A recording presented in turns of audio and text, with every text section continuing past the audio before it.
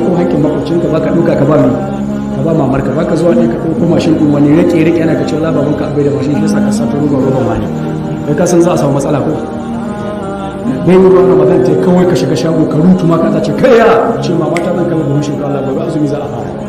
to kaga haƙƙin wani ne dole a kai ka station ko kotu kuma daga sannan an kare da matsala ka barawo kake haƙƙin wani ko to ba a ɗauko balle na Allah ba a ɗaukan na Allah a basu ba a ɗauko na manzon Allah a basu shi ne kawai abin sauƙi ga rai illa mutum bai son ya gane ko bai son ya bi daidai ko iblis ko gana nan kai yaban mutane ya dame ka ba mai daidai ga Allah ba sai kai ta runtumawa can tsakaninka da Allah an lalace dan kai da mutane wai ka shirya da su ƙarya ne ƙarya ne wanda duk yayi ma Allah abin da yake so Allah zai so shi idan Allah ya so mutum zai gaya ma Jibrilu zai faɗi duk mala'ikun sama Allah na son wani don haka ku so shi annabi ce da nan sai a saukar ma mutum da yadda karɓuwa a doron ƙasa duk mutanen kirki za su ji suna son bawa sai al'amari ya zama mutum da sauƙi ma'ana ka samu ƙarshe mai kyau ka haɗu da Allah lafiya da ba ana nuna kuma za ka yi kowa arziki ba shi arziki wani abu ne na Allah ƙarshe kake yi mai kyau za ka haɗu da Allah lafiya lau ƙabarinka zai zamo dausayi daga cikin dausayin aljanna kiyama garau ko da kowa ke cikin yaya ya kai kana karkashin ino al'arshin Allah kai baka ma san me yake yi kai jira ɗaya kake yi a zo annabi ya shiga gaba bude mai aljanna ku fada shine abin to wanda duk ka bi kuma ka kima Allah daidai ka banna ma Allah ka bi wani to yau da gobe zai sa Allah ki ka da Allah ki ka zai kira Jibril zai ce ina kin wani dan gidan wani jikan wani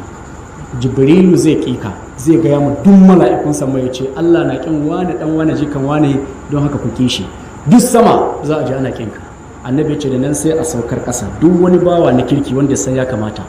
da kun faɗi kun fara mu'amala zai ji ba kai ba kai mun gane abin sosai to shine matsalar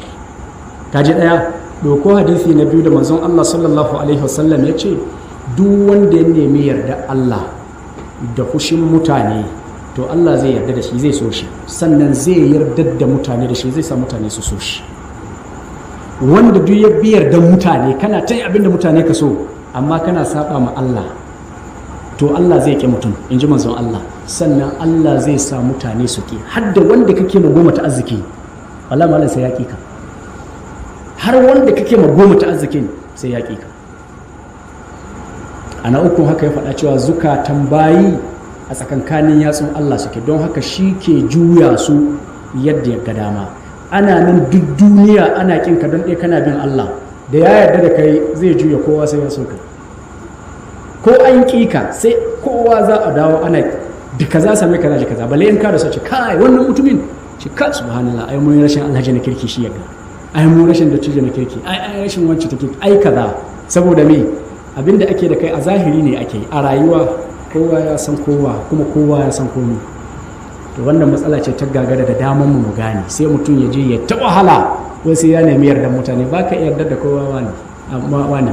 babu baka da kuma abin da kake iya ma kowa goma ta arziki babu wani ka kama dole ta kwana bi Allah ɗaya Allah da annabi ka yarda da su ka ga yadda za a yi to cikin yardar da su ne za ka ga nan ai haƙƙin wani ne bari in bashi abin ne don me Allah ce a bashi sai ga komai naka ya zama yadda ya kamata Allah ya tsare mu to da dan adam yayi wannan to da an samu matsala sannan kuma sai malai ce muna wala muwahhidan kuma da ya zama ba mai kaɗe ta Allah ma'ana da ya zama mara tauhidi da dan adam ya yi furuci da tauhidi na rububiyya ayyukan Allah kenan amma kuma bai yi furuci da tauhidin uluhiyya ba bai yadda da Allah ɗaya cancanta a bauta ma ba to wannan ko kuma ya ƙi tsayuwa da shi tauhidi ɗin yadda ya kamata a tsaye da shi tauhidin uluhiyya ɗin ko da ka tsayun amma sai ka ƙi tsayuwa da ibada yadda ya kamata lam yakun musliman wala muwahhidan to mutum bai zama musulmi ba kuma bai zama mai kaɗaita Allah da mi ba da bauta kaji abu biyu ka yadda da wancan amma sai ka ƙi kaɗaita Allah da bauta